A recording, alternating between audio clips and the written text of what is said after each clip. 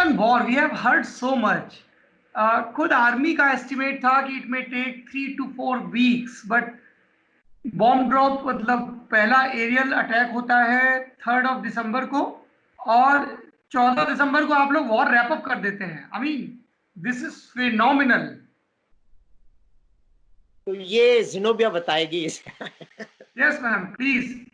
I think even General Westmoreland आए थे, American chief या अमेरिकन एम्बेसी से फील्ड मार्शल ने बोला था कि कम से कम 6 हफ्ते लगेंगे.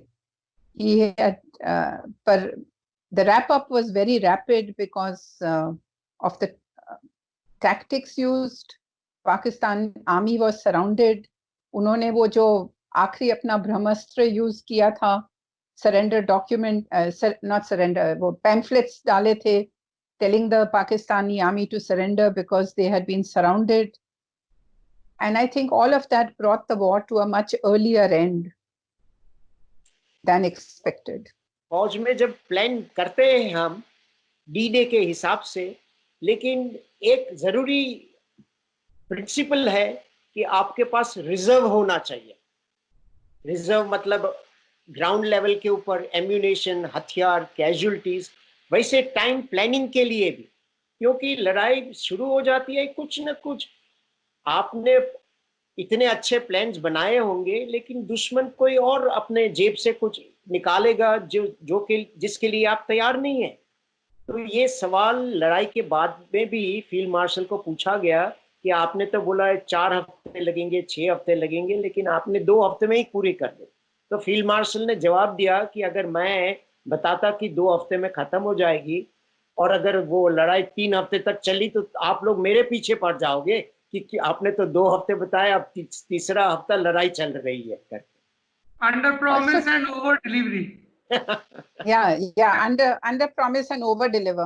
पर the other thing was कि हमने टैक्टिक्स भी काफी इस्तेमाल की थी. नेवी ने ब्लॉकेड लगा दी थी, तो none of वेस्ट पाकिस्तान की ships could not come to rescue them, उनको बचाने के लिए. ना ही उनके सारे हवाई जहाज बॉम्ब कर दिए थे, एयरफील्ड्स बॉम्ब कर दी थी, तो उनकी एयरफोर्स भी कोई मदद पे नहीं आ सकती थी. एंड द फौज, Indian army had surrounded them. So in every way उनको पूरा गिरफ्तार कर दिया था. हम लोगों ने जिस तरीके से सही वेदर का वेट किया, और मिसेस गांधी ने जिस तरीके से टूर करके रशिया के साथ जो डील की, ये मेरे लिए एक नई इंफॉर्मेशन थी जो आपकी किताब से मुझे मिली कि जब ये 71 का वॉर चल रहा था, तब रशिया ने अपनी आर्मी को डिप्लॉय किया था चाइना के बॉर्डर पे, ताकि चाइना इंटरवीन ना कर पाए. That was a new information to me. Yes. और दूसरी बात ये है कि उस समय अपने भुट्टो फॉरेन मिनिस्टर थे पाकिस्तान के, और इन्होंने यूएन सिक्योरिटी काउंसिल में वो किया था कि लड़ाई बंद करो. अब वो रेजोल्यूशन को रशिया ने 3 बार रिजेक्ट कर दिया, और आखिरी में रशिया ने हमको बताया कि आपको जो भी करना है वो जल्दी करो, क्योंकि ये हमारे ऊपर प्रेशर हो रहा है.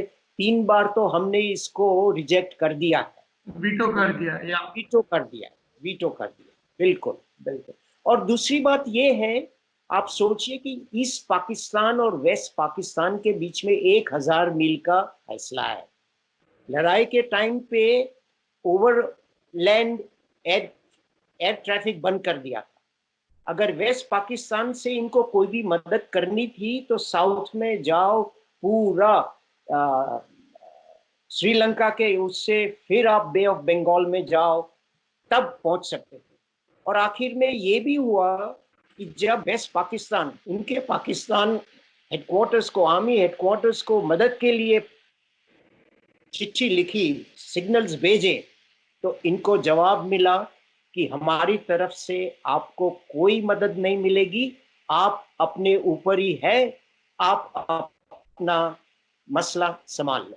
तो इनको कोई बाहर की मदद जरूरत ही नहीं थी. तब उनको पता चला कि यहाँ से लड़ाई जारी करनी फजूल है, और ये फजूल में लोग मारे जाएंगे, कैजुअलिटीज हो जाएगी.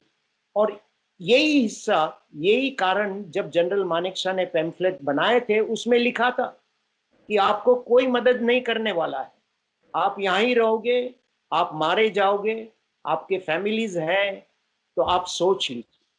And then comes the biggest surrender ever. 92,000 officers and soldiers. Ji What a glorious day for Indian Army. We reclaimed our glory, if I may say so.